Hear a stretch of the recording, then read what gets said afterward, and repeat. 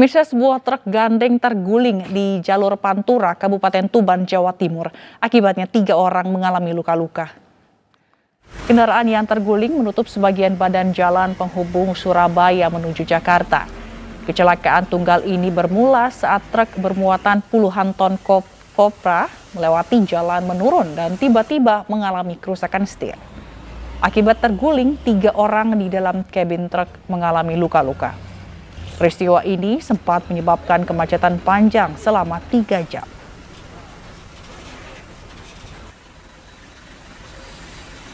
Pelan, ya.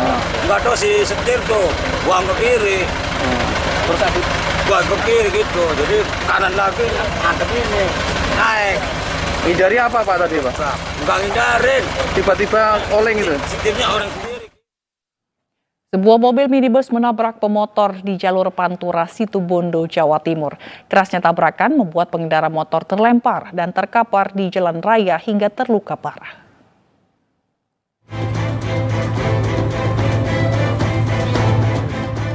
Seorang remaja pengendara motor pingsan dan terkapar di Jalan Raya Pantura, Situbondo, Jawa Timur setelah tertabrak mobil minibus. Korban yang masih berusia 14 tahun ini terluka parah di bagian kaki dan kepala. Korban kemudian dievakuasi ke rumah sakit. Kecelakaan dipicu mobil minibus yang melaju kencang dari arah berlawanan hingga menabrak sepeda motor korban. Mobil minibus pun ringsek, sementara sepeda motor korban hancur. Semula sepeda motor dari arah barat menuju ke timur dengan kecepatan sedang. Dari arah berlawanan ada kendaraan Datsun yang sedang mendahului kendaraan truk yang tidak diketahui identitasnya. Karena jarak sudah terlalu dekat sehingga terjadi kecelakaan atau tabrakan antara sepeda motor kontra Datsun. Korban kini masih dirawat intensif di rumah sakit, sedangkan pengemudi minibus ditangkap polisi untuk dimintai keterangan. Dari Situbondo, Jawa Timur, Rizky Amirul Ahmad, iNews melaporkan. Satu keluarga meninggal dunia dalam kebakaran puluhan lapak pedagang di dekat Pasar Warung Buncit, Mampang, Jakarta. Sementara ratusan warga harus tinggal di 3 tenda darurat.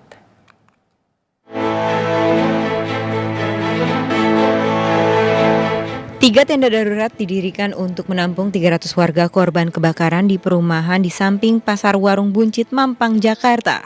Selain itu, bantuan makanan telah tersedia dan pendataan korban kebakaran terus dirapikan. Kebakaran ini menelan 3 korban jiwa yang merupakan satu keluarga, ayah, ibu, dan anak.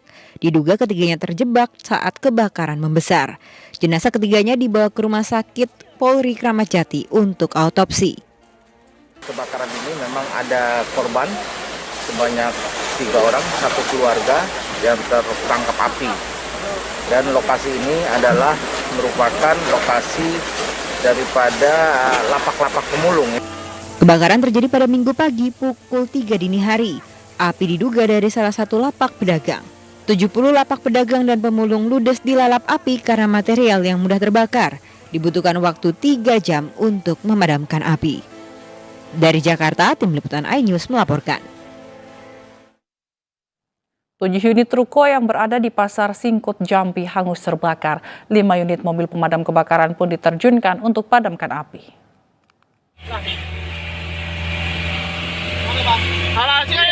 Kobaran api menghanguskan 7 unit ruko di Pasar Singkut, Kabupaten Sarolangun, Jambi. Api diduga bersumber dari rumah makan di salah satu ruko yang menjalar ke bangunan lain saat warga tengah sholat subuh. Dengan sigap petugas pemadam kebakaran memadamkan api yang mengganas membakar bangunan beserta isinya, 5 unit mobil damkar dikerahkan. Dengan sigap petugas pemadam kebakaran memadamkan api yang mengganas membakar bangunan beserta isinya. Setelah 3 jam kemudian, api pun berhasil dipadamkan. Pukul 5:10 kita mendapat laporan dari salah satu warga ini bahwa telah terjadi kebakaran. Kemudian pos pemadam kebakaran di Singkut menghubungi Sarolangun, telah terjadi kebakaran. Kita turun 5 unit mobil. Tidak ada korban jiwa dalam peristiwa ini, sementara kerugian diperkirakan mencapai ratusan juta rupiah. Dari Sarolangun, Jambi, Rudi Ihwan, iNews melaporkan. Si Jago Merah juga membakar puluhan kios di Pasar Ciawi, Kabupaten Tasikmalaya, Jawa Barat. Sejumlah pedagang menangis melihat kiosnya ludes terbakar.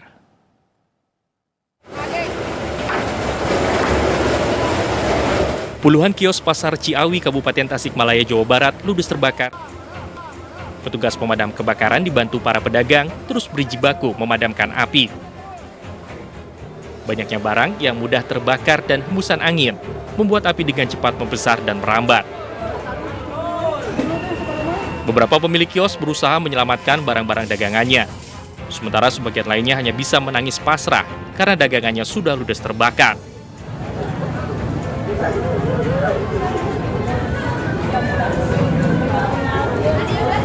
Belum diketahui pasti jumlah kios yang terbakar dan penyebab kebakaran. Penyelidikan. Awalnya dari mana? Nah, ini pasti dalam penyelidikan. Belum. Waktu pertama dapat laporan?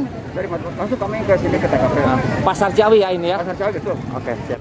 Hingga malam ini petugas pemadam kebakaran masih melakukan pendinginan di lokasi kebakaran.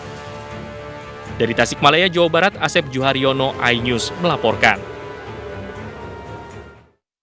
Tim SAR gabungan mengevakuasi seorang nenek yang terjebak banjir di Kabupaten Nias Utara, Sumatera Utara. Warga yang berada di pengungsian mengharapkan bantuan makanan cepat saji dan kebutuhan bayi.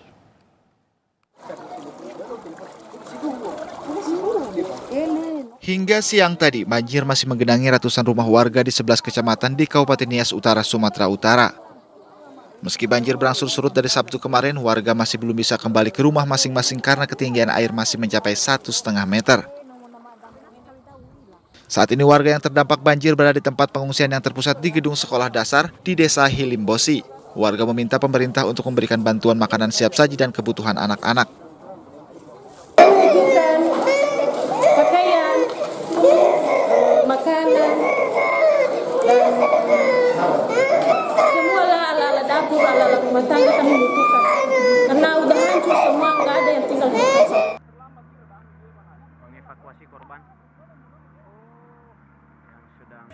Pada Minggu dini hari, Badan SAR Nasional berpatroli untuk mengevakuasi warga yang terjebak banjir. Salah satu yang dievakuasi oleh tim SAR adalah nenek dan cucunya. Proses evakuasi sempat terkendala karena warga yang hendak dievakuasi harus melalui atap untuk keluar dari dalam rumah. Hingga akhirnya, nenek bersama cucunya bisa dibawa ke tempat aman. Dalam bencana ini, tim SAR berhasil mengevakuasi 11 orang dari 5 keluarga yang terjebak banjir di Desa Hilimbosi. Sejumlah warga dievakuasi dari atas atap rumah untuk menyelamatkan diri. Dari Kepulauan Nias, Sumatera Utara, Iman Jayalase, iNews melaporkan. Terduga teroris di Lampung Tengah ditangkap tim Detasemen Khusus Anti Teror 88 Mabes Polri. Polisi juga menyita sejumlah barang bukti, diantaranya buku jihad dan sejumlah telepon genggam.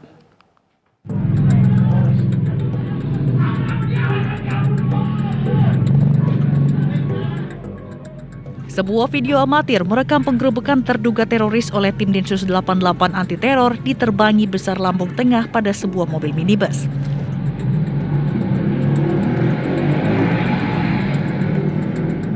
Penangkapan terduga teroris ini berlangsung sangat cepat di Jalan Lintas Sumatera.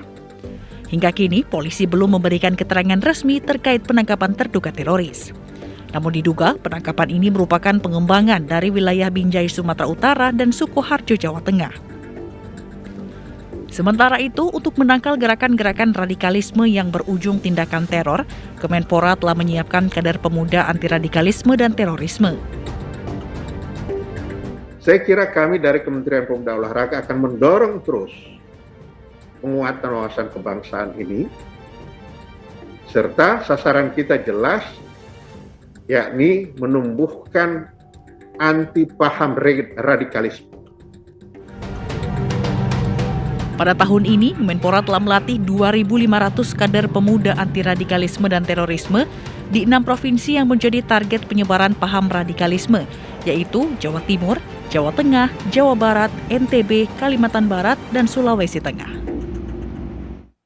Selain di Lampung, Densus 88 Anti Teror Polri juga menggeledah sebuah ruko di Jalan Raya Gading Tutuka 1, Soreang, Kabupaten Bandung pada Minggu siang.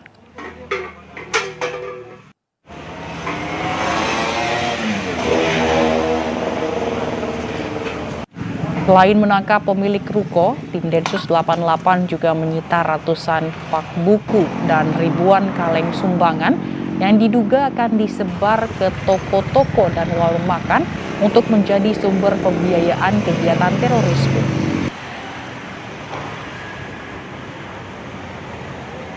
Hingga kini belum ada pernyataan resmi dari Kapolres Bandung, Kombes Pol Hendra Kurniawan terkait penggeledahan ini.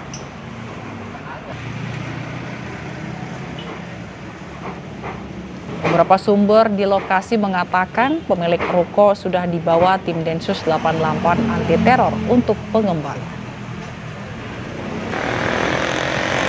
Sementara barang bukti dibawa ke Mapolresta Bandung.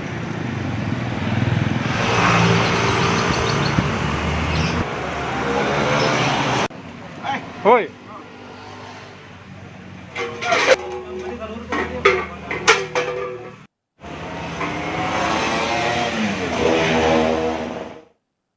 Polisi menangkap seorang wanita pembuang bayi tanpa kepala di Garut, Jawa Barat. Kami akan hadirkan informasinya usai kumandang azan subuh.